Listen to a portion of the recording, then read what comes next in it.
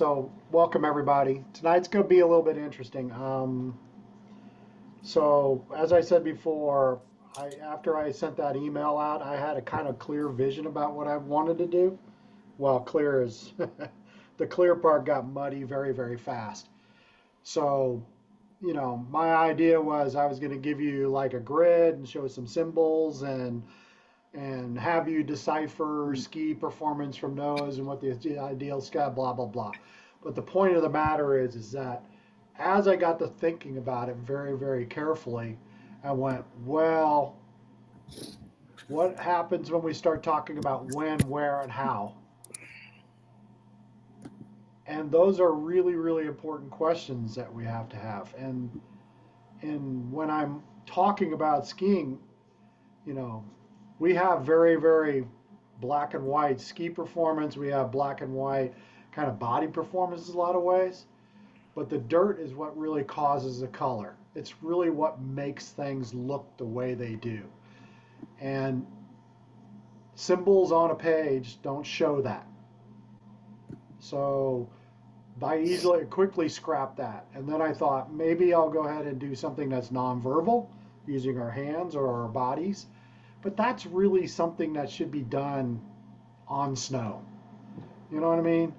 Because we always want to supplement what we're talking about. Hey, the outside ski turns first and it goes out when it happens, and that's how they gain edge.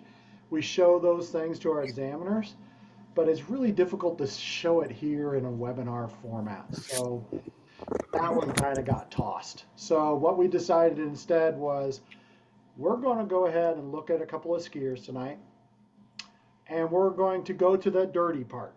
And we're going to start talking about dirt in a way, because we're going to be watching two skiers that are going to be doing the same task, and how the dirt changes the performance between the two skiers. Does that make sense? Yeah. And Yeah. next week, the person who, Katie was the one who really brought this up and really wanted to explore this a little bit. And we have another series of videos that was produced by Ozone Skiing. And we've actually, from a trainer level, have been looking at those very, very closely, because he does the same task 8 different ways. And it really shows how those differences in the body movements create a different kind of ski performance for each one of them. And we're going to go ahead. We're going to look at those next week. Well, before Katie comes back, because Katie really wanted to hit this hard, but unfortunately she's out west working this evening, so she's not going to be able to attend. But I thought this would be a good time to kind of get started into that, you know, and start looking at skiers a little bit more about when and where and how, as opposed to what is happening all the time. Okay? Does that make sense? Yes? No? Indifferent? Really, really, we're looking forward to nonverbal cues?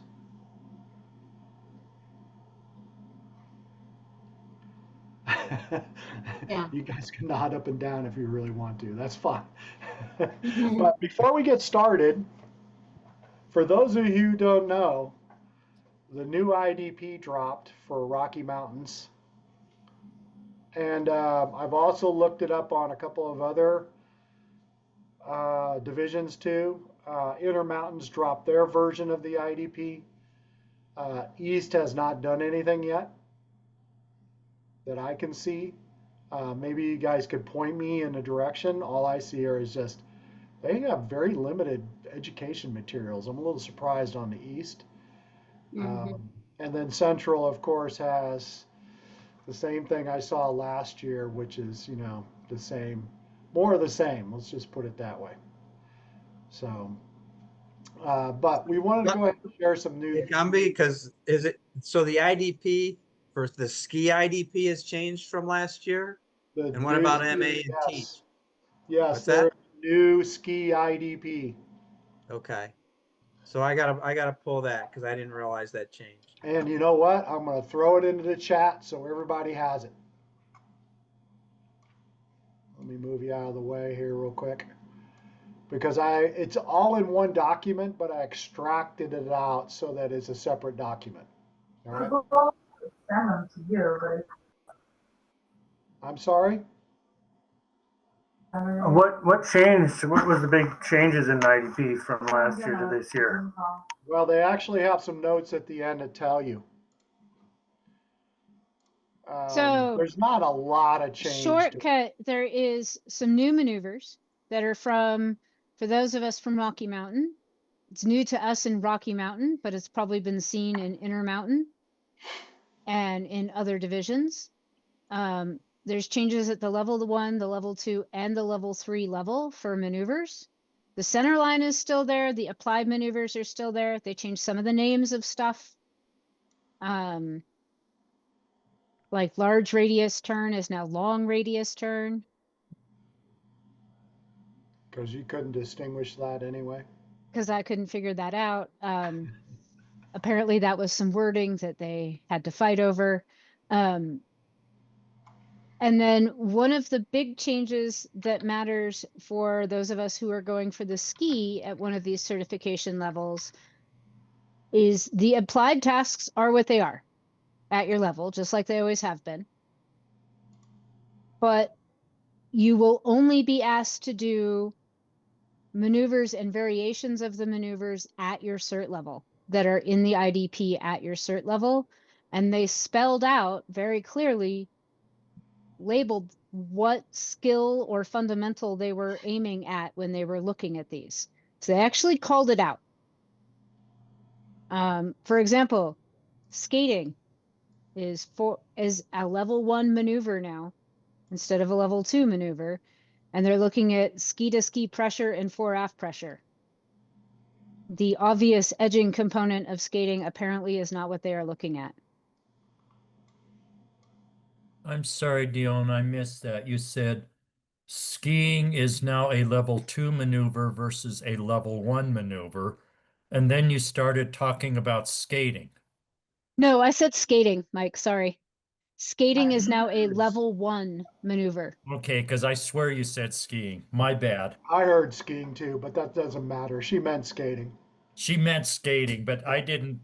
No, I'm not as skiing. We I'm- apparently never learned to ski.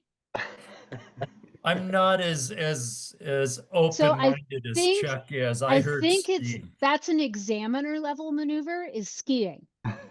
Oh, okay. Now that I know the difference, we're good. So whatever you called whatever the thing that you're calling it, Mike, is not skiing. Yeah, I haven't hit that yet, except in telly, but you know.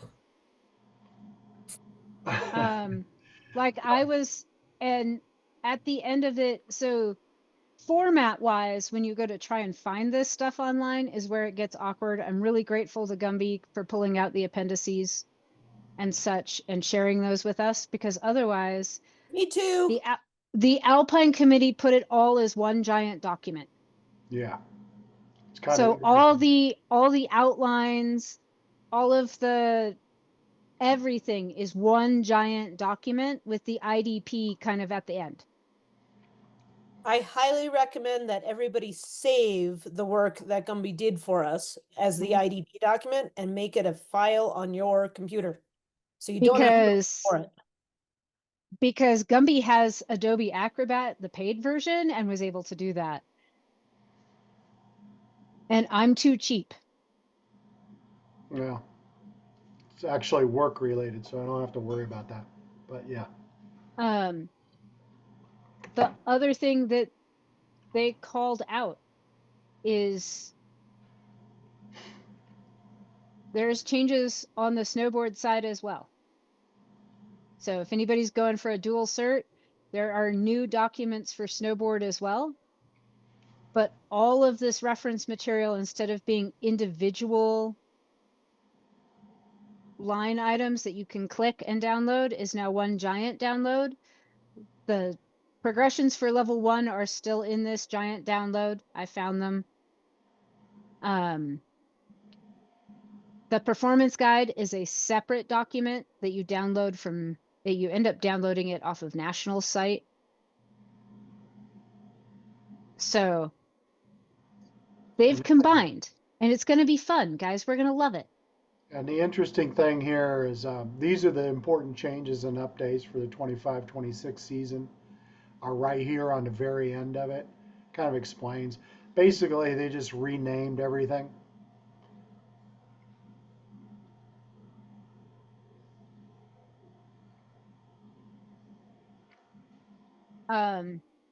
The other thing that I noticed is like there's already a couple of new videos. Like there's one for wedge hops, which is basically a hop turn. There's a And flag. there's a wedge hop. I'm assuming it's a variation of a hop turn. Is that And then skating, one ski, wedge change ups. We already talked about those. there's wedge wiggles. Wedge wiggles, which are I think that's at level 2. yeah, it's a rotational piece. Hey, Excuse hey, me. Gumby, I'm looking at this appendix with all these different edge angles they're showing, but I don't see You found the visual.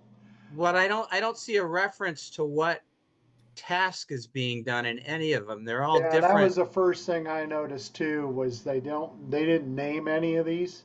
Right. So the first one is obviously wedge turns because it's a wedge relationship all the way through. Yeah. So you got to look at the You little could guy, I'll tell you what, call up Bob and complain. Bob Barnes. Well, not that Bob Barnes. This is Encyclopedia Bob. Oh, a different guy. Okay. Anybody who's going to MSM can complain about this. Yeah, he'll be there. All 6'4" of them. Is And there just a point out- rationale for all these changes, or is it just to make themselves relevant?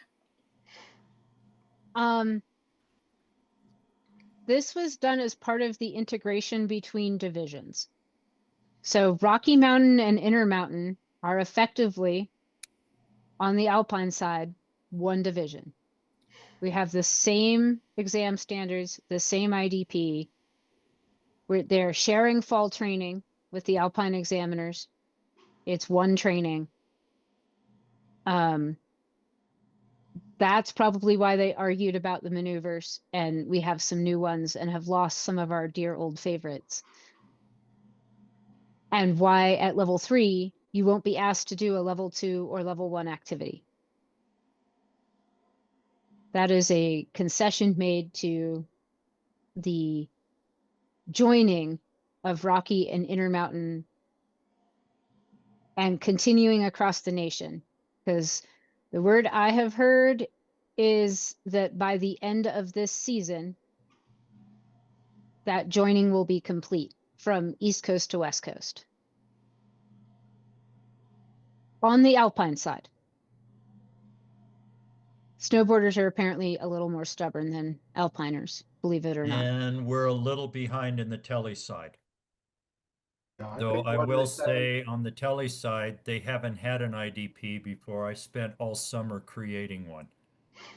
Good for you, Mike. Way to go. And they did give me a list of the new exam maneuvers, the assessment maneuvers, and that has all been put together. And I had a lot of questions because as an example, we do something out here called linked hockey slides for level 1. Okay, it makes sense. So you got a straight run, you got a hockey slide. You got a straight run, you got a hockey slide. And they came up with, okay, it's straight run to a hockey slide, straight run to a hockey slide. And it was brought up, well, these are just linked hockey slides. They says, no, this is very different. So I actually had to come up with words to make it appear different from a linked hockey slide by identifying each individual component. And going through the technical manual, I had to redefine a lot of things. For example, lead change in telly is defined in the technical manual twice. One of them, it's like 12 to 18 inches. Another one is like 15 to 19 inches or something. And I had to come up with new ways to do that, totally independent of inches and based on an individual's own height and stature and biomechanics Just to use define PSI. all of these things. Just use PSI language, the appropriate amount. No, you No, know, I know. I That had to just be rubs more you the wrong way. specific than that, and yet try to be simple as I could. And Exactly. also to identify, since alpine is a derivative of telemark skiing, though the alpiners won't acknowledge that fact, there's many things in alpine that are both alpine and telemark has some additional pieces added to it, and I had to go through and break all of that down and define all of that. Yep. So it was, let's My just skis say, aren't broken, Mike. My feet stay in them. yeah. So it was a rather challenging summer for me to put all of that together on the blank page, considering we've never had anything before in that realm. Right. No, and it's And going to we've be got a, at least a starting point. Is it perfect? I would be the first to say no. Is no, it no, a it's not supposed document to that be needs to be developed? Yes. But do we have something we can all observe and move forward with based on the parameters all of the regions have decided on? Yes. Mike, as a question, does Telly do the center line? Yes. We do the center line now, and we also have integrated tasks. That being said, we have 6 integrated tasks, not 4. So for Telly, the integrated Squirrel. tasks are squirrel. what? I heard that, I'm Kate. calling squirrel. Let's get back to our task right now, is So, what Kay's trying to say. okay, so we won't go any further unless you guys ask about it. But If you're interested in talking about Telly, Mike is a Telly examiner and he would love, like all Telly people, they're all lonely. They have no friends. So they that's would love to true. talk to you about Telly. That's true, you know, and Dion and Kate know me, but we're just acquaintances. We're just not friends yet. Exactly. We all have the same goal. That's the only reason we meet. I get it. I mean, I try to be friendly, but you know, I eat granola and I tell you, what can I say? yeah. Anyway, this is the visual guide. I think it's really interesting because they have like over on the right side in the yellow box, the green box, darker green, and the blue boxes, edge angles, which I think are really, really interesting because there are apparent edge angles, and when talking about apparent slope angle, which changes throughout the turn. But you also notice that, gee, all these turns look exactly the same size. That might be So on purpose. that fits directly in with the current common threads. Yep. So then what's the difference between the turns? Style, baby. Dirt. Well, Dirt's the difference. It's where there's a you put the dirt dirt. difference except for the first one, and that's a wedge difference. Right. So, That's just dirt. It's That's dirt. not simultaneous. It's dirt. It's rate and timing. And the fact that you're on opposing edges versus corresponding edges. Sure. That's dirt. I And, don't know are that these all in corresponding the edges same versus terrain? opposing edges is dirt. How you get there is, Hey Gumby, can you show the wedge one? yeah, go back to the wedge ones. Yeah.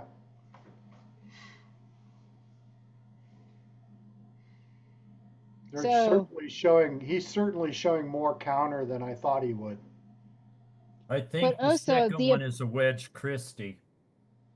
The apparent wedge is, if you look at the apparent edge angle with the snow reference line, it's pretty low in a couple of places to where it would probably feel flat rather than on opposing. Sure. Like right in here. Yeah. Yeah. 100%. I think one of them is an outside ski turn because when the ski color is black, there's 100% pressure, and when it's white, there's 0. Hey, Gumby, you So said, that tells me the ski's if it's not off the snow, it's basically off the snow. Yeah, You're not standing on that one, are you? Right. it might be floating. Yes, somebody had something they wanted to add? Yeah, it's Laura. So Yeah. you said that he shows more counter. From this little description, what are you looking at for counter? Are you So looking he at? shows, so he's got these little gray lines here. And I was Okay, looking at counter in terms of in the transition here. Because the okay, common thread does say maintain counter through the transition. And right. I'm looking, I go, that seems to me like a significant amount of counter for a wedge turn. So you're looking at those little gray lines. Little gray lines and the griddle gray lines. Notice that the body and the ski tip lead lines are always parallel. Hey, Gumby, blow it up. Like expand the thing so it's easier to see on your screen. Oh, okay. Well, I can zoom in too. Hold on. I'm gonna get you guys out of the way though. Bam, bam, bam. Bam. Yep. Oh yeah, that's much easier to see. Cause like Yeah, so yeah. you can see where his little head is pointing. Cause his head ends up the oval. Which way is the oval pointing?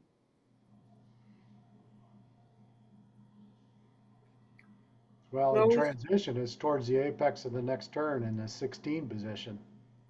Yeah, like number 12 is looking way over here towards 17.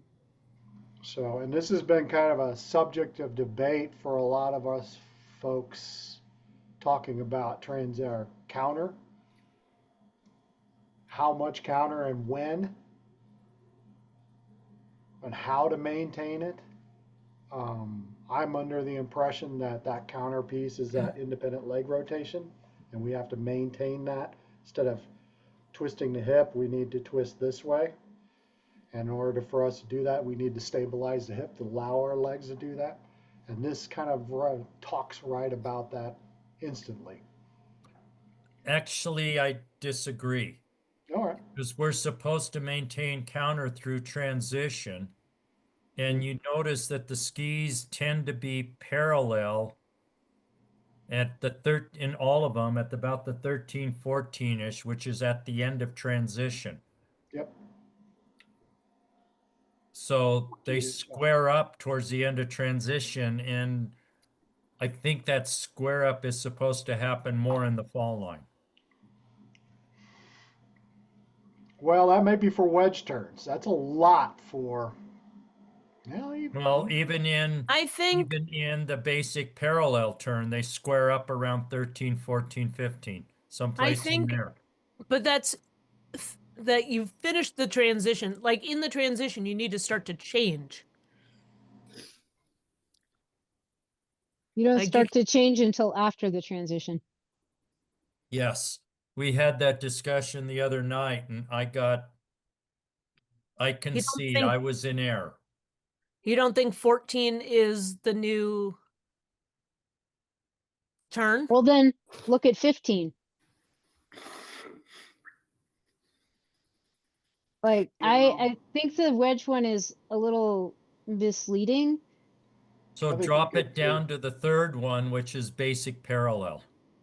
I think we can take this to our conversation tomorrow night. But yeah, I wouldn't. I take was we these could just give, thinking, we could give we'll do Bob that. Barnes a call. Huh? We could give Bob Barnes a call. We can give Jim a call. Yeah. But looks remember, like when you- these images all came out, they were still squaring up at about the transition. 13 and 14 are fairly flat. And 15 is really flat on the inside ski. Anyway.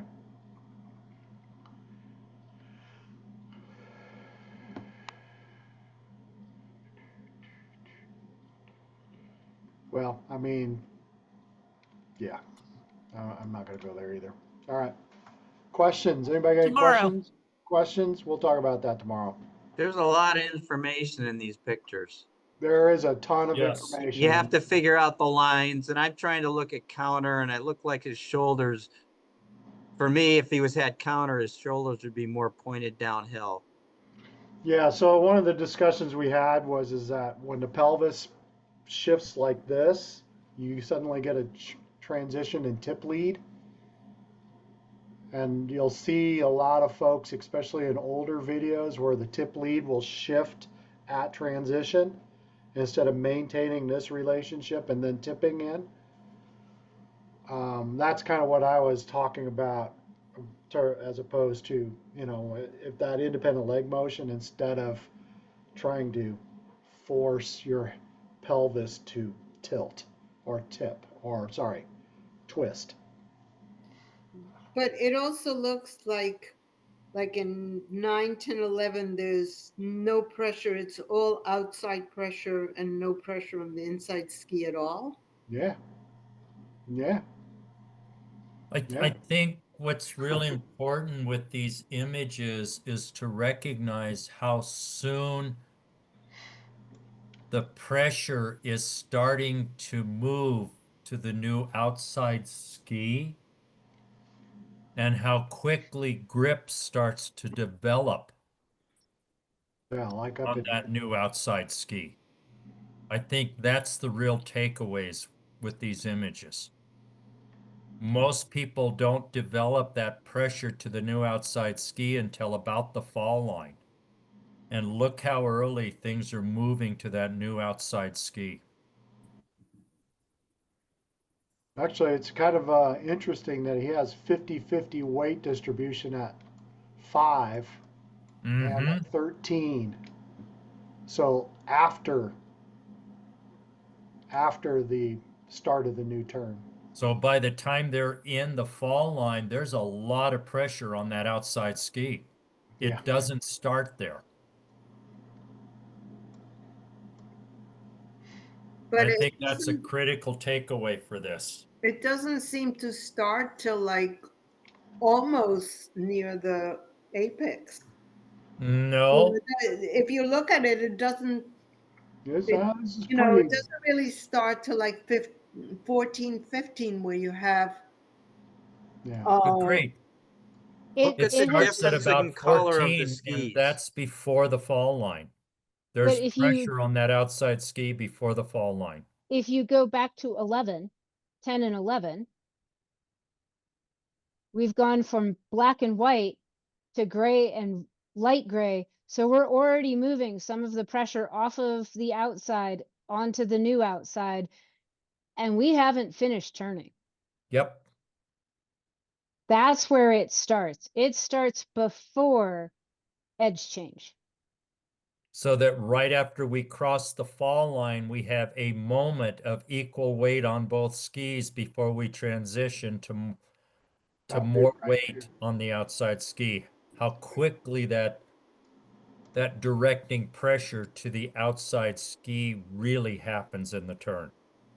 I think I it's think that's interesting. the critical takeaway with this. Go ahead, Laura. You got a question? So it says 100% of your weight is on your outside ski. Is that really right? I mean, that would mean like your inside ski has 0%. So I'm gonna use anecdotal information. How about that?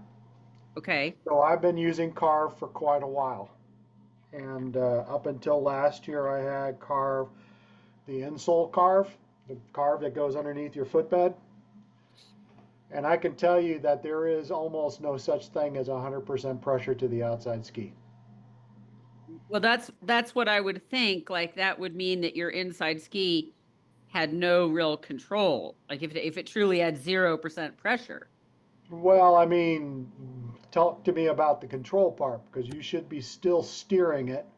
You should still be guiding it. It should still remain in a parallel relationship with the Right. outside ski, even though outside ski is doing predominantly the most of the work.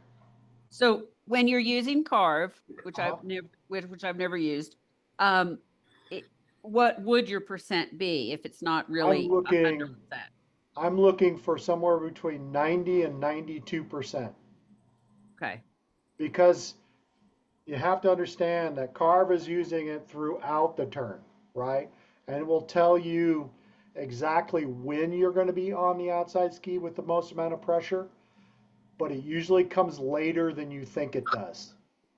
So you end up with a certain percentage on the inside ski.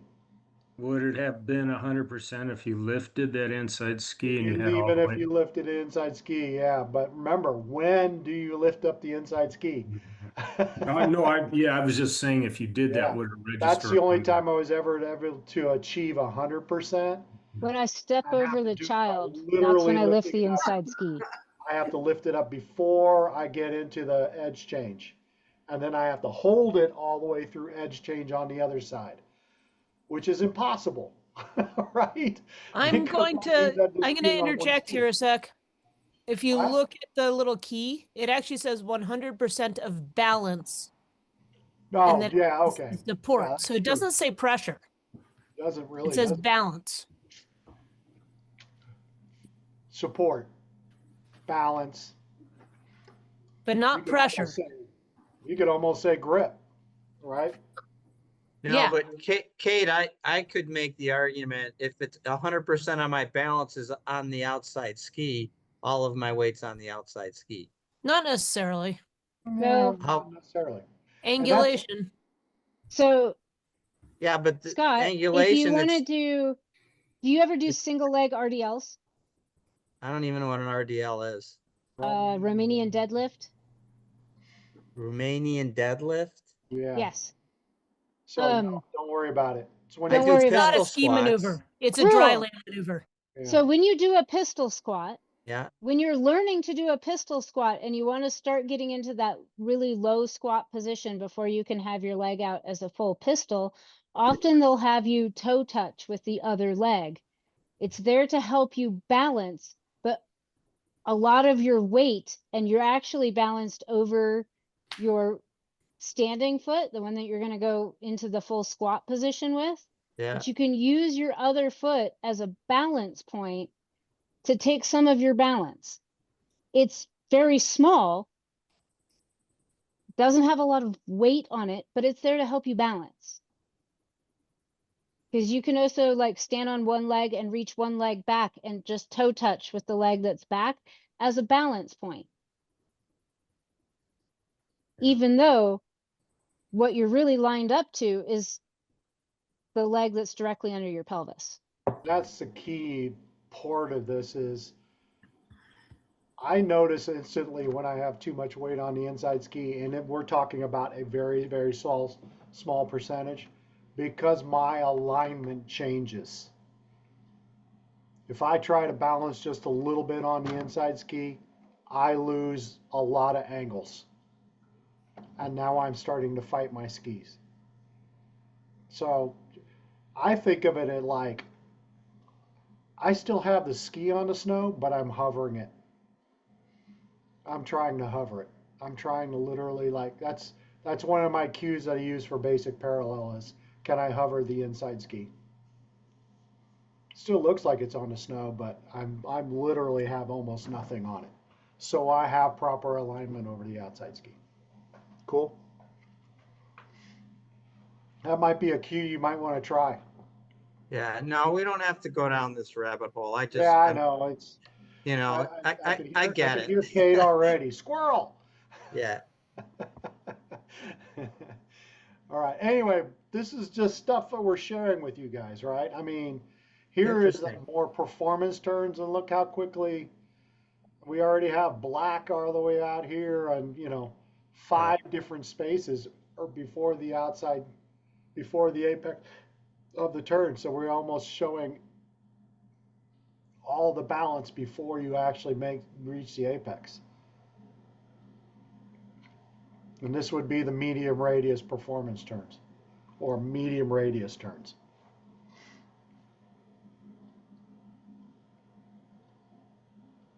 And look at the high edge angles, right? These would be the dynamic parallel turns. Is it dynamic parallels?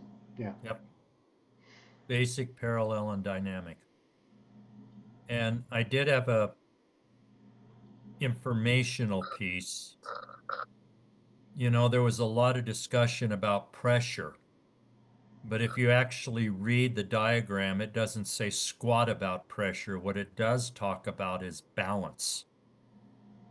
And you can be balanced on one foot and have pressure on your other foot. Does say pressure down here, pressure distribution between skis. Yeah, but the image here shows your balance point. It does, and I think that's critical. And I think this is a critical piece. Some of you that are out here in Rocky Mountain know Todd Metz, and let's just say I had a discussion with Todd about, on balance and pressure because I felt it was easier for people to understand balance. And I wound up with a new sphincter because it should be pressure. So there is a difference between the two. All right. Any other questions on this? We just spent 45 minutes going over these. But in all of these, really, the skis flatten out after crossing the fall line. Just slightly after, actually, in these cases, right here. Yeah, which is sort of counter to everything that we've always thought about, that you start flattening the skis before the fall line. I think you take this with somewhat of a grain of salt, because I'm looking at these 4 edge angles here, and they don't change except relative to the snow. So the highest apparent edge angle is going to be, what, at 18-ish? Which is long after apex, which doesn't match Long the after description apex. that they give in Yeah. the IDP. Because normally we always talk about it like right in here, right? Highest edge angle, and then we want to start releasing here. And But there- starting to lower doesn't mean you go all the way to 0. It means you're reducing. Yeah. Just like from 18 to 19 to 20, they're beginning to lower their edge angles. So they are beginning to transition.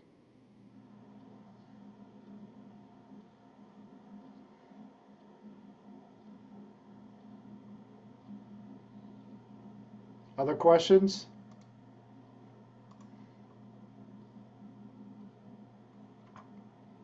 Cool. Lots of good information in here for those of you in the Rockies. This is all part of one big document, the assessment guide. The important thing I saw for my level 2 and level 3 is that you will not be doing MA on just the integrated tasks, but you'll also be doing it on the versatility tasks. It actually spells it out. Oh, I'm still in Rocky Mountain Trainer. Here we go. And that key wording is, oh, good Lord. Trainer is like half the document. Level 3 skiing. Yeah, I finally got the level 3. There's the technical part. Yeah, here it is. Movement analysis. Be doing a skiing task. Well, the group will be assessed from a skiing task from either the integrated or versatility assessment activities. It won't be any of the individuals. So obviously you won't be doing an MA on somebody who's doing outside ski terms. Yeah, that's a big change because it used last year it was the integrated tasks they would be I doing. think MAs they on. said that they were going to do integrated tasks, but Laura, correct me if I'm wrong, but they did like not integrated. They did a lot of versatility tasks last year, because I know a lot of the L3s went straight to bumps. Well, last year at level 2 at Vail at the end of the year, our first MA was dynamic medium radius turns. That would be, yeah, that would be an integrated task. And then the second one was bumps. Bumps. And that would be a That's versatility. integrated. Oh, that's versatility. Okay, so we did that then. Yeah. And that was level 2 or level 3? That Level- was for my level 2 exam. Okay. So And here I is didn't pass.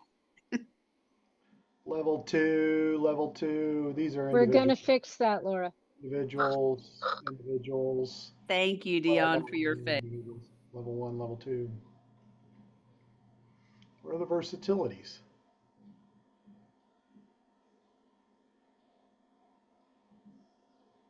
There's the integrateds. It's, Here, I they think the call them versatility varying. start, yeah, right after the integrated, it says varying turn shape, size and line. Those are called the. Those are what we're talking about. The Right, the versatility. versatility tasks. Yeah, They're just calling varying turn shape, blah blah blah, and they're here Yeah. to short turns and bumps. So you could be doing a lane change. You could be doing very variable and performance medium radius.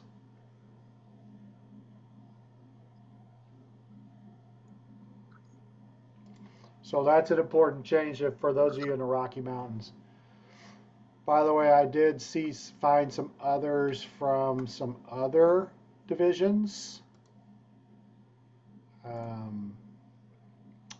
This one I believe is from, Regions. huh? Regions. This one's from the Western.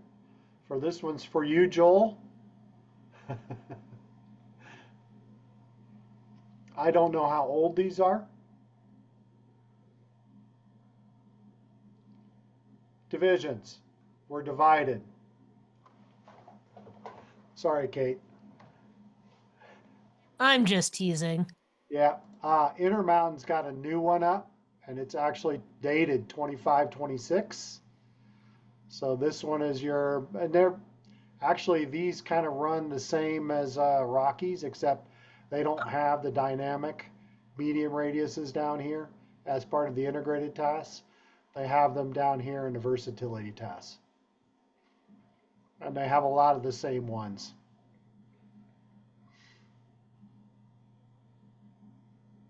Actually, they don't have them here in either. Short, medium, short. Short radius, medium, short, medium, shorts.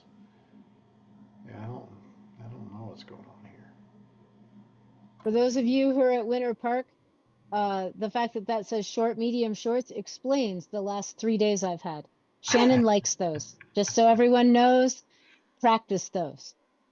Short to medium to shorts? Nailed it. What? On Porcupine or on, Hey, we did them on Parkway, thank you. oh, we did them on Parkway?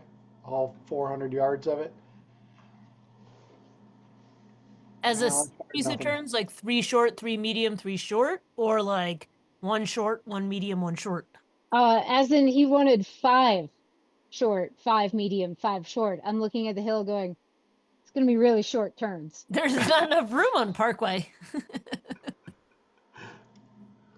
I think I think I started with 5 short and then did 3 medium and then managed to do like 4 short. There wasn't room. All right, so let's get this. That's enough about that. All right, if you guys feel free, they're in the chat. Look them over. Tell me what you think. That'd be great. Let's get the skiing. So here is our example. And we're just going to look at the first 2 people here. And I picked somebody that should be familiar to both me and Dion and Kate and Mike. And basically what we're going to do is we're just going to compare this skier to the next skier. And what are the differences?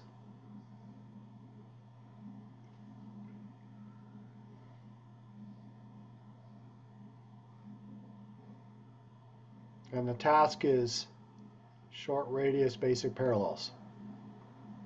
Can you put the link in the chat? Because it's really choppy. All right, I will do that. Thank you.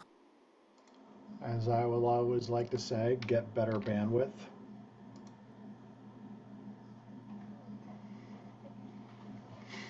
And here's skier number 2.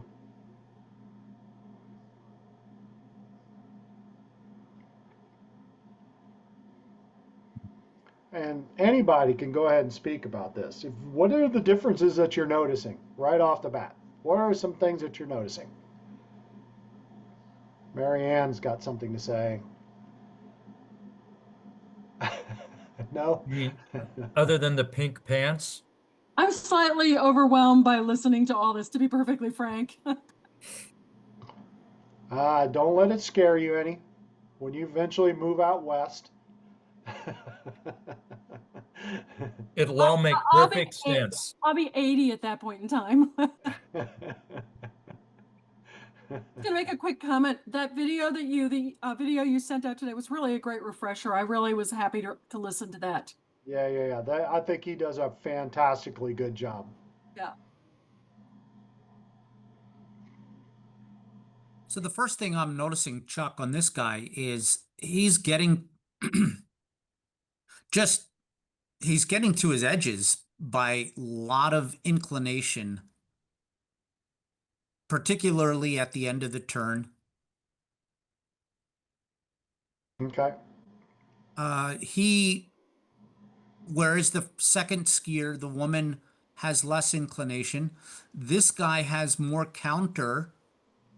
Mhm. The one in the pink has less counter. She's more following her skis. So what's that make the ski do? For which one? For either. I am not agreeing or disagreeing with you at this point. I'm looking for some evidence. Evidence of... I'm not sure what you're asking. So you said that she's not really maintaining counter throughout the turn. What would be the evidence? What is the ski performance that's telling you that that's happening? There is... So there... Let her come back. All right. I'll be nice to you.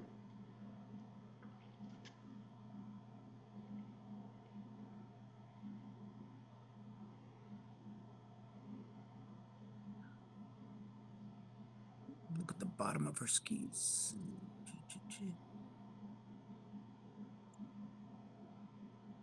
Anybody else want to Observation, chime in? Chuck. Huh? Yeah, Yes, Chuck. it looks like these skis are skidded. They're skidded. They're skidded. It looks like there's chatter in the tips of her skis. It looks like the snow spray isn't centered underneath her boots in the center of the skate. Okay. And the tails are washing out. Tails are moving more than the tips. Are those results of lack of counter in the transition though? Because Gumby, when you said, okay, so she's not countered in the transition, and what is the impact on ski performance? And I was like, oh, I have no idea. So what is the thing I'm seeing, and it's kind of subtle, but what I'm seeing, if we're talking dirt, the rate at which she turns her skis is unequal. And by that, I mean, because doesn't have the counter, the rate at the top of the turn is a bit faster than through the rest of the turn. Cool. Good job on that, AJ. If you Yeah. look at both skiers, they both have a pivot. But if you watch her, take a look at the speed of the pivot versus the speed of his pivot. Now you're talking about dirt. Yeah. And that's useful. God, I did something right, Kate. Actually, AJ did something right. Oh, AJ did something right. Good job, AJ. It's only because I'm working towards my level 3. Awesome. And I agree with you. I mean, her rate of turning at the top of the turn is definitely faster than it is at the bottom of the turn. And then watch Very him, quick. watch at his that. rate of rotation of those skis, his rate of pivot. So I have a question about the equipment because her tips are off the snow for most of the turn. Is that because of the camber? You know, the way the skis are designed, or is it just because she's sitting back? Sounds like a group discussion. I think she's sitting back. I was going to suggest we finish the first question first. Yeah. Agreed. The rate of rotation around the turn. Where is it for each of them? Where is it the same, and where's their fast part? They each have them. So Kate, look at the beginning of the turn. Look at the top of the turn and compare that, the speed of the rotation compared to the bottom of the turn or towards the end of the turn. Yep. Are they the same? Is the rate constant? Is the turning of the legs and the skis constant, or is one part faster and one part slower? One part's fat. The top is, I agree with you. The top is faster, and then it's slower at the bottom. How about the guy in blue? Where's Same. his faster part? No. I disagree. But I think he has a faster part. So right there. So right there. His faster part seems like it's just after the fall line. Or if you compare the two, his rate of rotation is slower than her rate of rotation. Or his is more consistent. I think he has a Okay. fast part in the, if you were to break the turn into thirds, in the middle. When this, in basically the fall line is his fastest rate of rotation. It's slow, fast, slow. I also concur with that. I just don't know if we're comparing my understanding was we were comparing A to B here, We not are. just A to A. We are. Hers, I would describe hers as very quick at the top, less quick in the middle, and slower at the end. Compared to his. Compared to his, which is not A quite little as quicker fast in the middle. transition, but pretty quick in the middle, and then it slows down when he starts the next transition.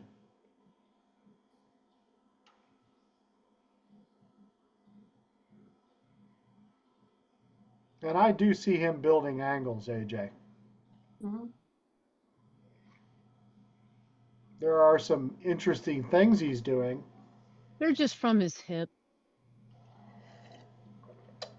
God dang it. You're not supposed to give away the farm.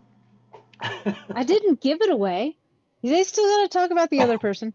Yeah, it's just how he's transitioning pressure from one ski to the other is really where all that's coming from. You mean pushing on it? In a lot of ways, same thing she is too.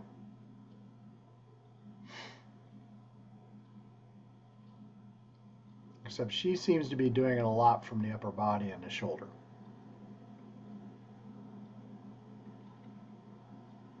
I was going to sort of loop back to the question about why her ski tips are off. But do it through the back door.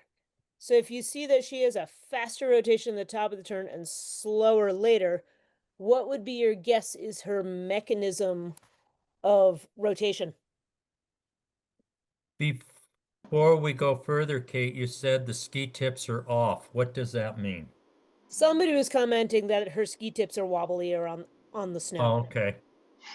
So I was looping back towards that since I was the one who derailed us from talking about it. Awesome. So that would be some upper body rotation that makes her turn faster at the top of the turn. Heck yeah. Then and now can you confirm that by looking at her? Can you see the upper body rotation? Yes. Yeah. It's kind of a combination of what and what. I'm not sure what you mean. She's got a little bit of hip and she's got a little bit of shoulder. Like Okay. you want her to describe the upper body rotation. Oh. Yeah. It just, maybe this is different, but both of these skiers seem like they're in the back seat. I mean, like she does have chatter and you can see under her skis a lot, and most of the snow is coming from the back. It Yeah. seems like they're skiing from their tails more than their tips. Well, and what are some of the characteristics that we know or knock-on effects of upper body rotation? Like especially towards the finish of the turn, the skier tends to end up with their body where? In the back seat. Yep, back and inside a little bit. Right. So as they go to start the next turn, good chance that their ski tips are going to be a little light and they're fluttery on the snow. Which corresponds to what somebody was saying about a lot of inclination. Yeah, she definitely got a lot of inclination. And another thing that I noticed right off the bat on hers is how one ski definitely starts moving before the other. And then Both of them do that. both of them do that. She gets a little bit of she's trying to control it, but she still gets a little bit of a divergence towards the end of the turn when she's in the finish too. She fights it, but because of the inclination, the banking. Can I go back to the upper body rotation for a Sure, minute? go. Yeah. So when we were talking about early on, I'm listening to everybody talk about, turning faster at the top, and using an upper body rotation. But what I think I see is she turns faster at the top, but it's late in initiation that it starts. And what clued me in is like, that makes sense because she starts with an upper body rotation. So even though she's quicker at the top, it's a late start because with the skis, because she has that upper body rotation. What do you mean by start? Start to the turning. Okay, so she develops grip late in the turn with her skis. Yeah, and the rotation, the skis don't start turning right at initiation. The upper body starts turning. Mm-hmm. And then there's a quick top of the turn, but it happens what I'm calling late in the initiation phase because she's had to turn her upper body before her skis start to turn. Right. And her skis are still turning, but they don't grip the snow and take her anywhere until late in the turn. Right. Okay.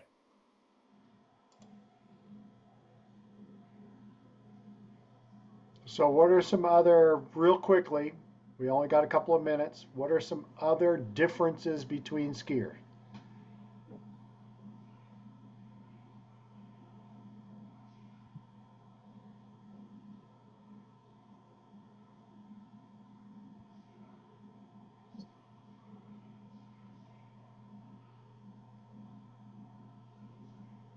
In terms of dirt, the skier in the blue has more intensity than the woman.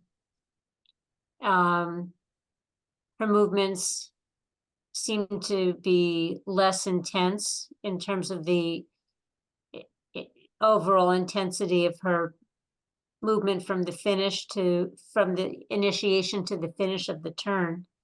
Mm-hmm. Could you describe his in terms of sections in the turn? Yes, the skier in the blue on initiation has angulation and inclination, so his skis are immediately on edge, and he's able to then direct pressure along the length of the ski throughout the turn. Where the skier in the pink is not, and so his movements are overall, to me, more dynamic.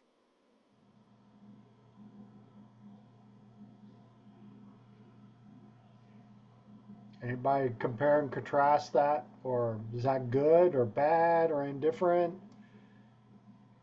You see it, you don't see it. No, I would agree with that. I think he's got a little more flexion and extension going on in his turns than she does. She's a little more static with that. And because they're on a very easy, gentle slope, I don't really see that changes much. Maybe that's not a bad way to look at it, but I don't see that it affects their skiing much differently.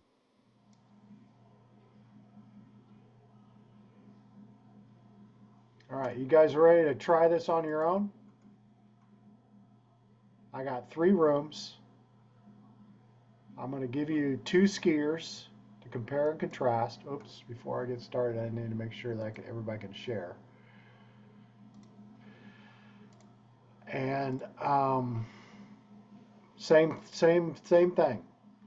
What are the differences between the 2 skiers in terms of dirt? What makes them distinguished in terms of dirt? And I've picked 2 skiers that are essentially doing the same size turn. What are going to be the differences? And they're going to be kind of more medium radius performance turns. Groovy? All right. Go to your rooms, and I'll be with you in a minute. So there's a light blue skier with a white helmet. Okay, I got her or him. And then it was dark blue. Gray. Is it gray? Gray? It looked Gray, it black looked more pants? blue on my screen. Maybe it's gray for you. Yeah, it might be. So what I see right off the bat is the second one in the light blue doesn't really have any separation of upper lower body for rotation. It's kind of upper body, whole body rotation. And the first one I would say is better. There is some separation, but he squares up at the end, has an initial upper body rotation, and there's a little bit of separation. That's my first take. Okay. Dion's got the deer in headlights look like, what? Be nice, What are you Gumby. talking about? All right, so everybody else, what are you seeing about our friend here? I'll put the lady in blue.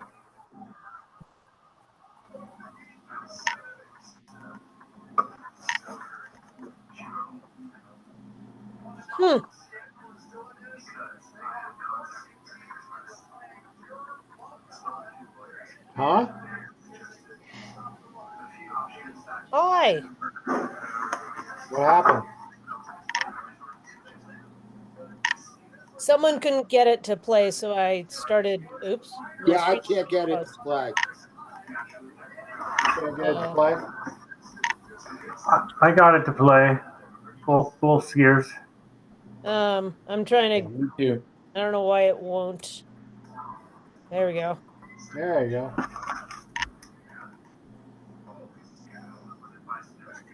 Oh, stop. Don't do that. Lots of cool things going on in the old, Murdoch, of course. Oh, clearly you're getting geo-fenced. Oh, well, interesting. I have a VPN on my computer. Okay, I got something going now. Okay, so I can stop sharing? Okay, yeah, I have that. There's somebody in up. Now I have nothing. Oh, all right. I'll share it again then. Thanks. Whatever you did was working. Got it. I thought you meant that you had gotten it to go. Okay. Okay, I can see it now. Is short, the duration of edging is short. The intensity is high after the fall line. The rate of edging is inconsistent, and the timing is, it's not a best way to describe it, but the timing is late. Yeah, very late in the turn. Very late. Now they are getting some edge angle earlier in the turn, but it doesn't do them any good. There is no directional change with the skis, is there? No. Until late in the turn. So they finally get enough edge angle at the end of the turn, and a lot of that is because of the slope angle, not because of what they're doing. And you can see as they're squatting down here, where would you say most of the weight is? The inside ski. Inside. So that's really interesting. I watched her lower her outside her downhill hand.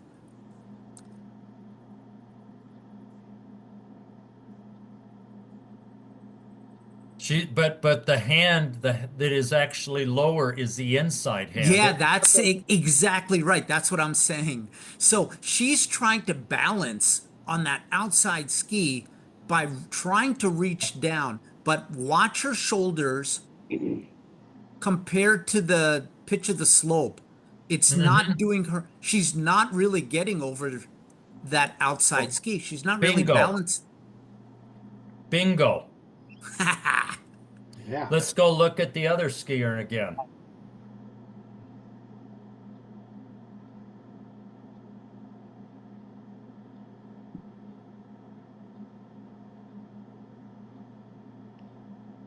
This guy I can't figure out because his turns are inconsistent in shape and size. And their skis diverge. Yeah, you've noticed, watch the 1-2 movement. Right. So let's break it down. He's still got an up on waiting to get the skis Yep. started, doesn't he? Yep. And the skis diverge. So rate of turning on her. If we divided the turn into 3 parts, what would be the rate of turning around all 3 parts? Can you play it again? I would say she's at the start, at the beginning of initiation, it's slow. Late initiation, start to finish, it's quick. And then it's slow at the end. What does everybody else think?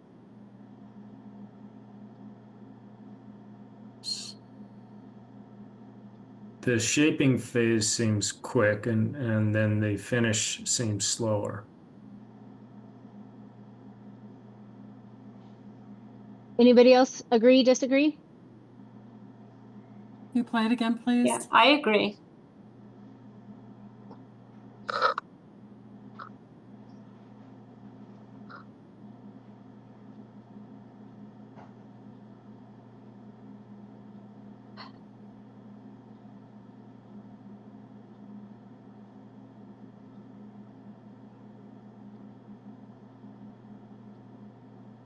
She clearly hasn't been taking enough lessons from you, Scott. Yeah. Okay. I haven't taught her outside ski turns yet. Yeah, exactly. Okay. Now let's look at our friend. Pressure earlier in the turn than she does. Could you ask I'm that sorry, again? what was that? Does he have more pressure earlier in the turn than she does? Yes. Okay. Because he's staying low. I don't agree. You don't agree? I agree with you No. on that.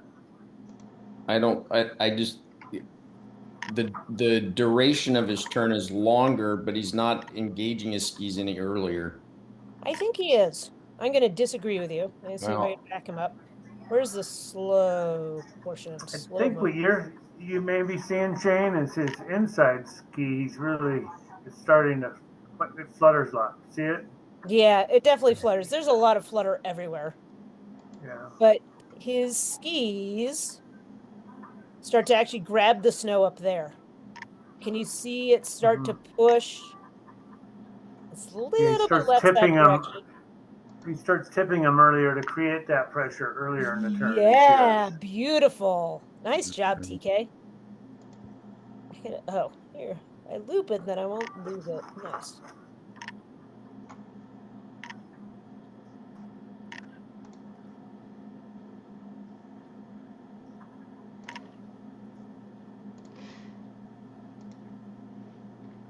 So we're talking pressure in terms of somewhat just ski snow interaction, but then let's also think and we can choose one of the others.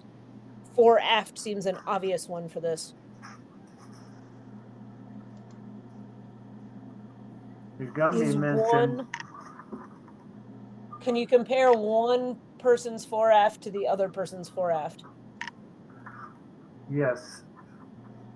She's definitely more fore at the end of the turn. She's way fore. And then she's actually, I think, more aft at the top of the turn as well. She's definitely more forward with her upper body because she's bending at the waist, but her skis are not more, the pressure is still way back. Good. Because her So butt's she- dropped so far back, yeah. Yeah, because she flexed what joint? Her knees. Hips. Knees, put her back. Really Yep. her back. And then she is trying to deceive you, so she flexed her hips to put her chest forward. But it wasn't particularly effective in getting pressure towards the front of the ski. Right. Because she's sitting so back, so far back. Yes. And yeah, she's compensating by bending the waist forward. Yeah. I mean, look how much of the front of the ski you can see not touching the snow. Stands up, makes them flat, and then flexes for all she's worth. And very tall at the Yep. transition. Yeah. So comparing fore aft of him to her, was she in the slow zone? Let's see if I can get him. Or is it slower? Or the video? All right, I'm going to let you guys finish up, and then I'm going to close the rooms. Okay. Right. So would you say he's as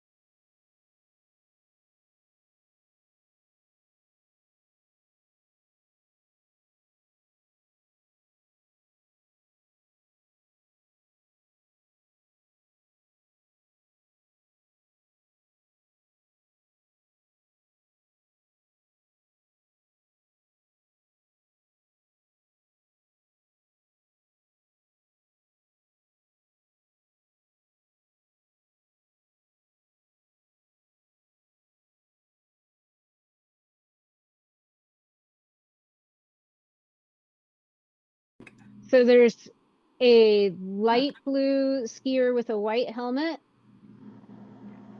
Okay, I got her or him. and then it was dark blue, Gray. Was it gray? gray. Gray? It looked Gray more, it black looked more pants? blue on my screen. Maybe it's gray for you. Yeah, it might be. So what I see right off the bat is the second one in the light blue doesn't really have any separation of upper lower body for rotation. It's kind of upper body, whole body rotation. And the first one I would say is better. There is some separation, but he squares up at the end, has an initial upper body rotation, and there's a little bit of separation. That's my first take. Okay. Dion's got the deer in headlights look like, what? Be nice, What are you Gumby. talking about? All right, so everybody else, what are you seeing about our friend here? I'll put the lady in blue.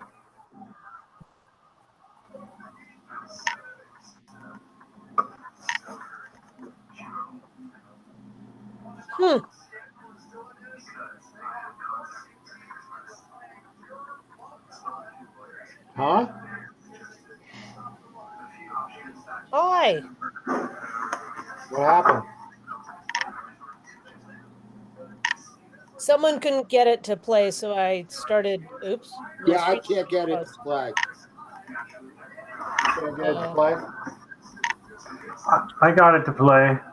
Both skiers. I'm trying to. Me too. I don't know why it won't. There we go. There you go.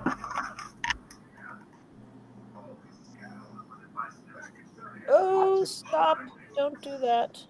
Lots of cool things going on in the old, Murdoch, of course. Oh, clearly you're getting geo-fenced.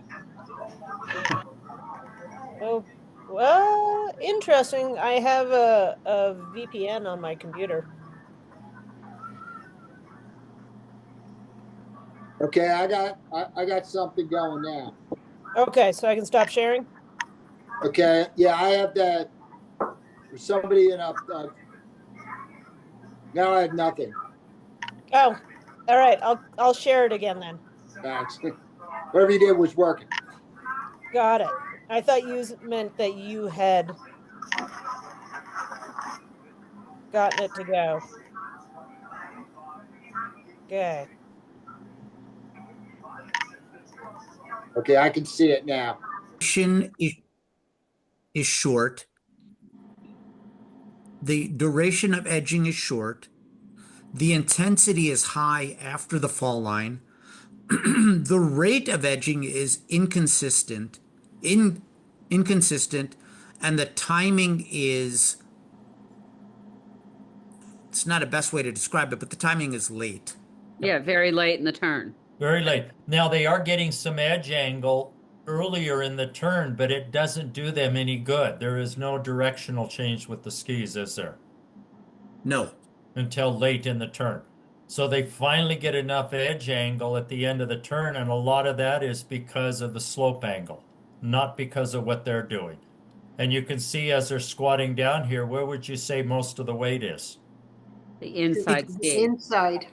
So that's really interesting. I watched her lower her outside her downhill hand.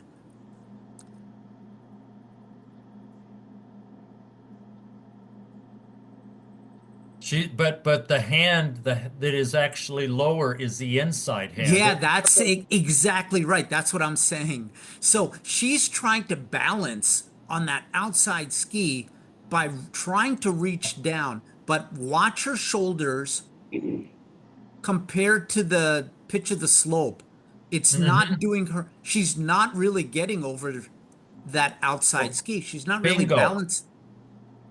Bingo. Yeah. Let's go look at the other skier again.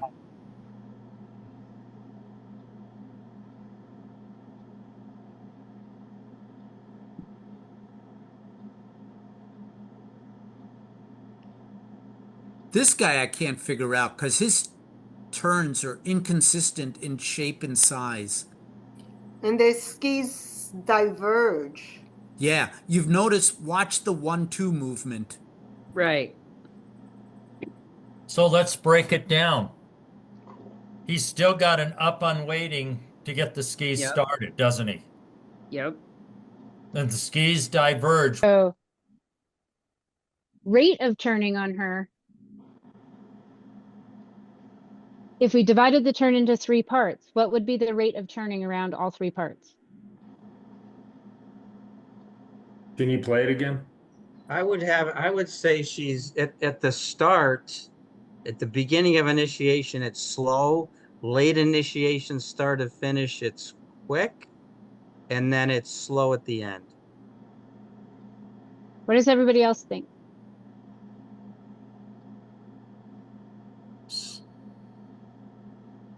The shaping phase seems quick, and then the finish seems slower.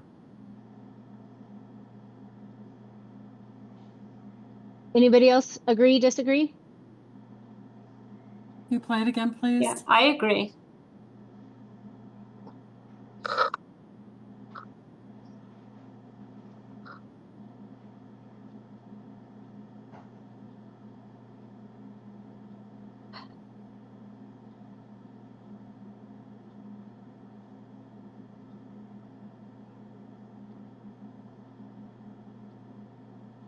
She clearly hasn't been taking enough lessons from you, Scott. Yeah. Okay. I haven't taught her outside ski turns yet. Exactly. Okay. Now let's look at our friend. Pressure earlier in the turn than she does. Could you ask I'm that sorry, again? what was that? Does he have more pressure earlier in the turn than she does? Yes. Okay. Because he's staying low. I don't agree. You don't agree? I agree with you No. on that. I just the duration of his turn is longer, but he's not engaging his skis any earlier. I think he is. I'm going to disagree with you. I see if I can back him up. Where's the slow portion? I think what you may be seeing, Shane, is his inside ski. He's really starting to, it flutters a lot. See it? Yeah, it definitely flutters. There's a lot of flutter everywhere.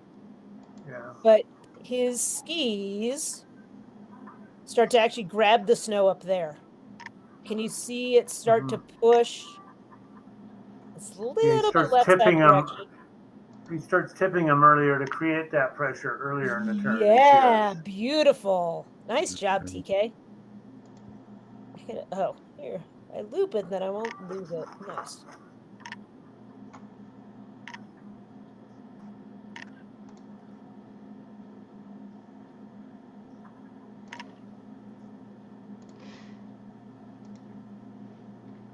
So we're talking pressure in terms of somewhat just ski snow interaction, but then let's also think and we can choose one of the others. Fore aft seems an obvious one for this.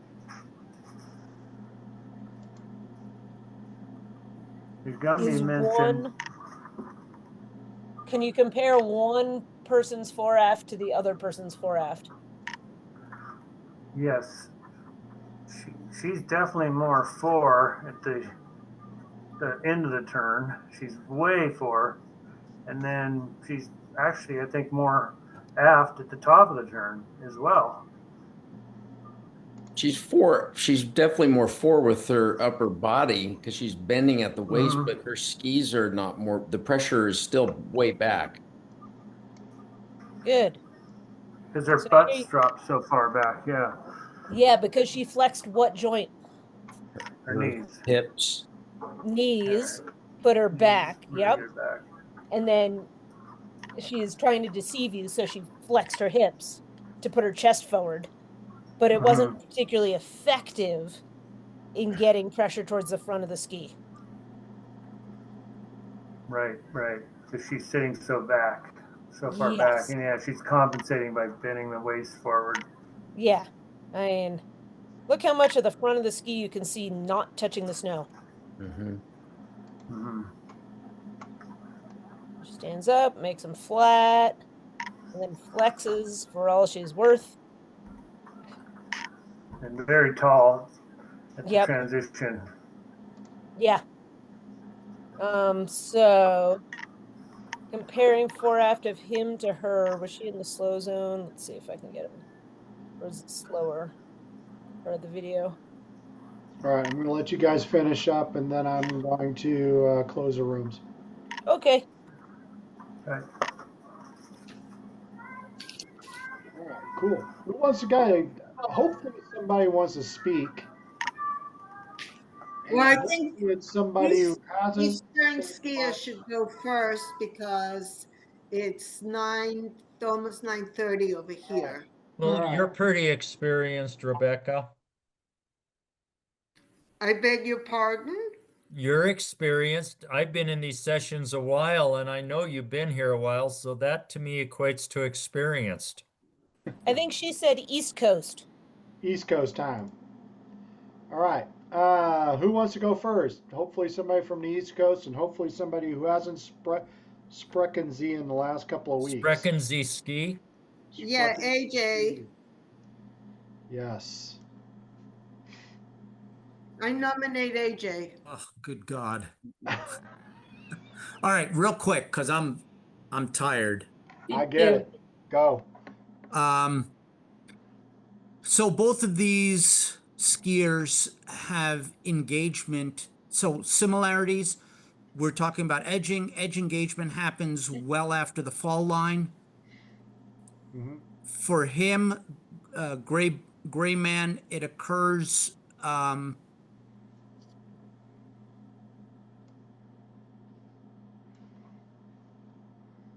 well, initiation of the edges, it occurs through inclination. He's got, if you're talking about a little bit of dirt here, what happens is his the timing of the edge engagement is, he tries to be quick about it because he's so back and inside, he's got no place to go. And so the timing is to the new edges is very late. Okay. And the rate is obviously quick for both of them at the bottom of the turn, the edge engagement. For blue girl, she is also very inside. She also has a bit of an up and up movement, excuse me. It's interesting with her, actually both of them, but where I really saw it is with her. She's got this kind of a cool thing going on. She's trying to balance on her outside ski by bringing her outside hand down lower to the snow. However, if you actually look at her shoulders and her inside hand, she's actually inside. She's not really pressuring her outside ski. He's the same way too, but she's got this. She's trying harder. She's trying really hard to get to that outside ski and ski outside ski to outside ski. Not quite getting there. So how do they get on edges? So for her, it's almost throwing out of the skis and letting them hook up after the fall line. Okay. I mean, you could say that it's through some kind of displacement, right? Yeah. No? Yeah. She's kind of pushing the ski out in order to get more edge, which ultimately ends up causing her to be more on the inside where she has less edge. And what does he do?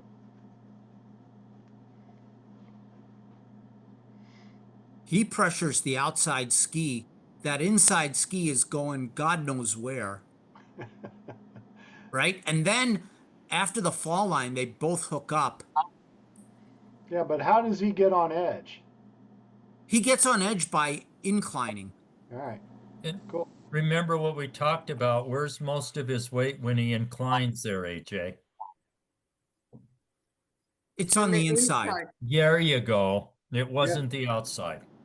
Yeah, that's where that No, the divergence. outside is floating in space, the outside Well, ski. so the reason I said outside is because late in the turn, it seems like his outside skis is tracking a little bit more than that inside. But yes, you're right, Mike. The beginning and through much of the turn, almost all of it, that inside ski is tracking up the hill and that outside ski is wobbling. And remember for everybody that there is a point in time where we have to cross from the inside to the outside ski.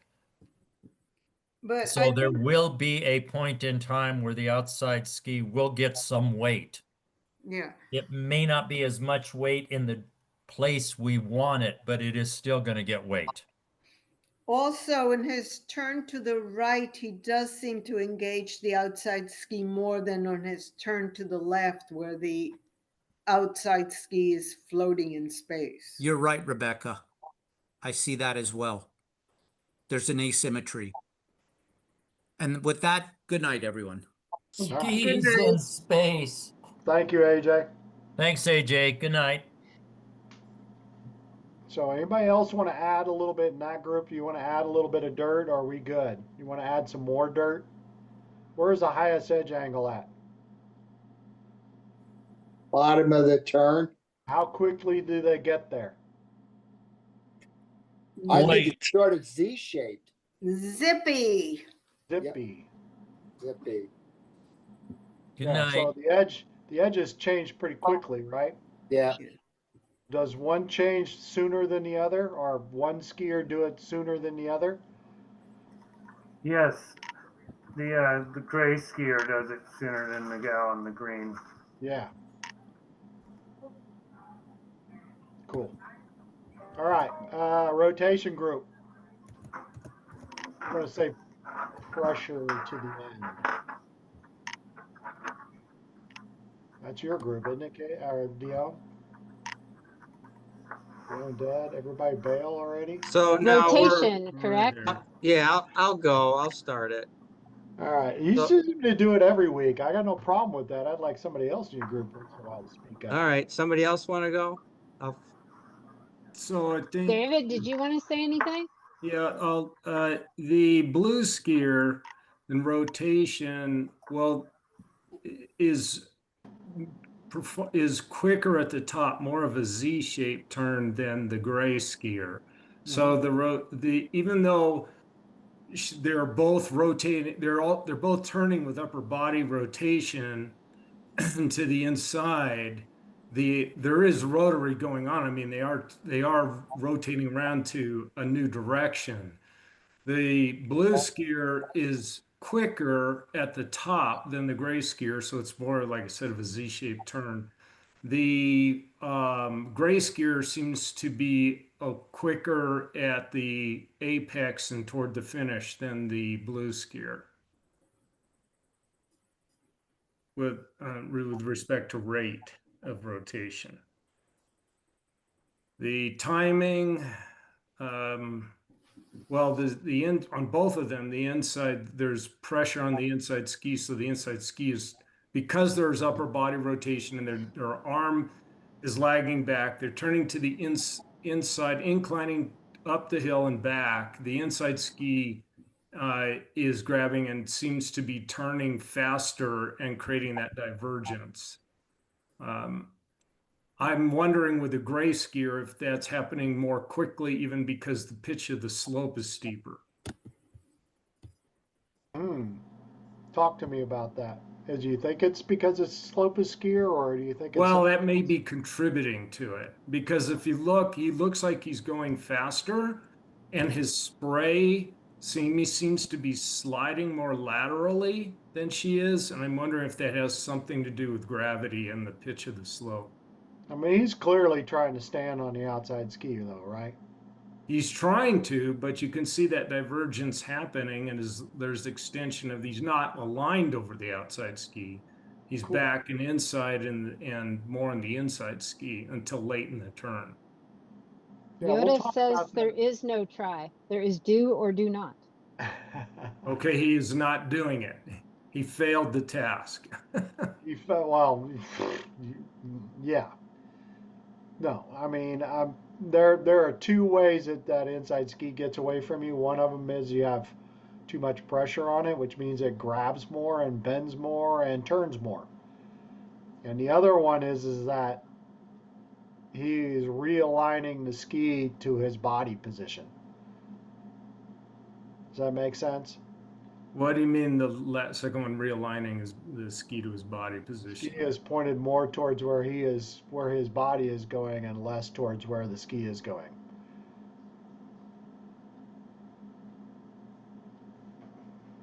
Say that again, Gumby. That was confusing. So there's two ways that you can have inside ski, and he's showing a little bit of the latter and more of the less than she's showing more of the former, because she's, without giving away the farm, there's a lot of weight on the inside ski for her, so her inside ski hooks up, and that's where the divergence comes from. His divergence is really, I think it's coming from more of alignment to his body. Or he's leading the body through the turn. It's another form of upper body rotation, where his upper body is out racing his skis. I'm gonna say that his inside ski, especially on his right turns, hooks up more than his outside ski at the fall line. I think his inside ski hooks up way earlier than his outside ski on any of the turns. Yeah, I'd agree with that. So I think it's more of an alignment issue than it is hooking up, though. But didn't I you think say it's whether, leaning over. didn't you Well, say yeah. if it's an alignment issue, didn't you just say either way it's upper body rotation? It is a result of upper body rotation, yeah. Okay. And inclination. How do I know? He's watched people like me do it for a while. Yeah. Kind of you to I'm the throw yourself master under the of bus. leading. I will have literally no weight on the inside ski, and it will lead. I'm terrible at it. That's an one of East my Coast goals this racing year. syndrome. It's one of my goals this year is to really start to control that inside ski. And I'm going to have to actively steer it to make that happen. Hey, Chuck. Yeah, go ahead. Questioner, I'm trying to get this, but the girl in blue, Yeah. every time she goes to change, she'll stand up and then sit down to change her directions. And as she's leaning downhill, her body's like angulating uphill, and she's trying to reach to make those differences. I mean, am I seeing that right? Who's got pressure control? Were you into pressure control, Todd, or were you somebody else? I was doing it, Chuck. I was Go doing, ahead, TK. You want to talk about pressure? Right. Sure. What the hell is she doing? She's just standing up and making her skis really flat at the top of the turn and not getting the compression to the bottom of the turn because it's a up and downward motion, releasing a lot of pressure at the very top right there, and then coming down and creating a lot of pressure at the finish of the turn. She's leaning across with her upper body, trying to. The skis are really flat at the top. There, she loses a little control, and then she starts to get some edge angles going, but not till well into the apex.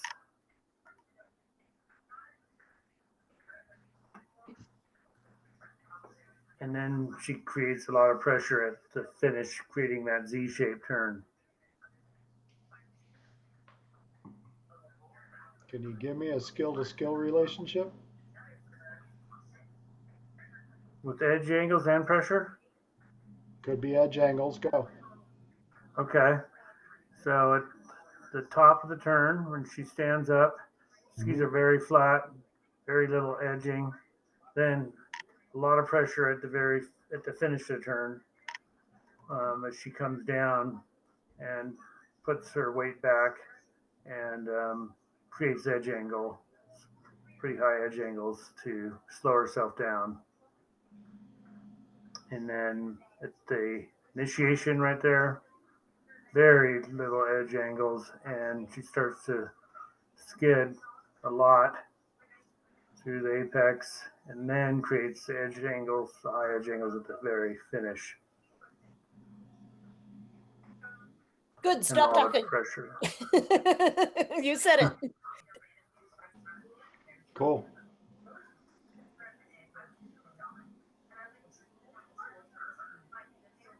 Yeah, she's an unusual skier, isn't she?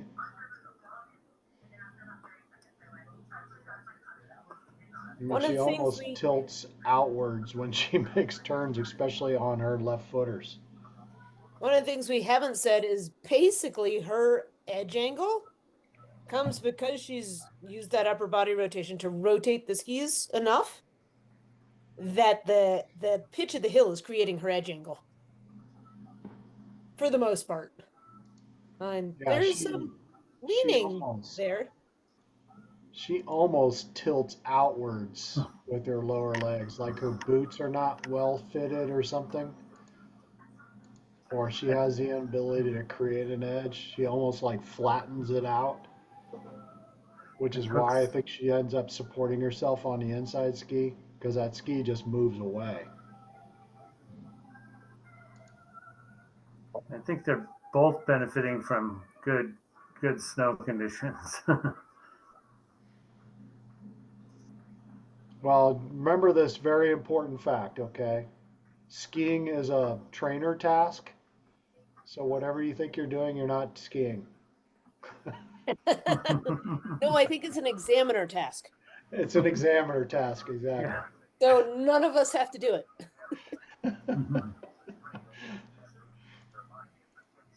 All right, cool. Anybody get any use out of this tonight? Yeah, definitely. So next week we're really going to be diving into somebody who's a lot more performance-y, but he has really, really good video showing differences between turns. And we're going to really dive deep into the dirty parts to figure out what he's doing that makes each of these turns different. Yay? Nay? Yes? I Maybe? thought that comparing the two skiers with the various skills was actually really quite helpful Yeah. for Me getting too. people to think about the dirt. And I think it'll be a good segue into next week. Well, it'll be a great segue into next week. It'll be a great segue into your exam because you don't know who you're going to be doing MA on. And part of the level 2, level 3 exam is to go out and watch all the skiers. Notices the differences between them so that when you are not, so you're not surprised when they go, okay, you're going to be examining the girl in blue here. And then you're going to look at her and go, okay, yeah, okay. I've already thought about what she does and how I need to make her do it differently. And then it's just blah, done. We frequently, especially for exams, I think we frequently do somewhat comparative dirty MA, or the dirt of the MA or whatever to the ideal. But we rarely do it to other students. And I think that's actually useful to start to develop more nuance. Yeah. Yeah. I seem to do fine with the 2 and even 3 syllable words for, the things they tell us to work on. But you start adding, the bigger vocabulary words, more syllables like versatility, integrated. I get a little nervous. Yeah. I would encourage you not to use any of those words.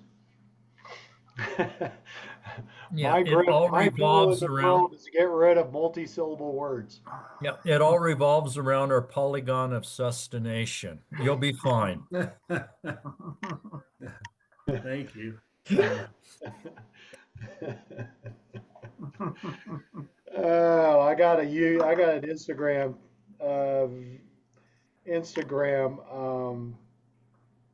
page that I always go. It's like the something confabulator or something like that. These guys, all they do is they explain some piece of machinery, but it's always called the confabulator, and they always have all this sophisticated language. And you just sit there and you're like, what the hell are you talking about? So yeah, I always think it's kind of fun, but no, I hate the fact that people add a lot of complicated language. So, all right, I know Alona, all the East Coast folks are leaving us. So, all right, we'll see you guys next week. Yeah, thanks. And yeah, it's starting to get closer. So, And while I'm thinking about it, this is unrelated to most of you guys, but Kate and Chuck, I may not be there tomorrow as I'm in some ed staff training tomorrow evening. Okay, no worries. All right. All right, good night.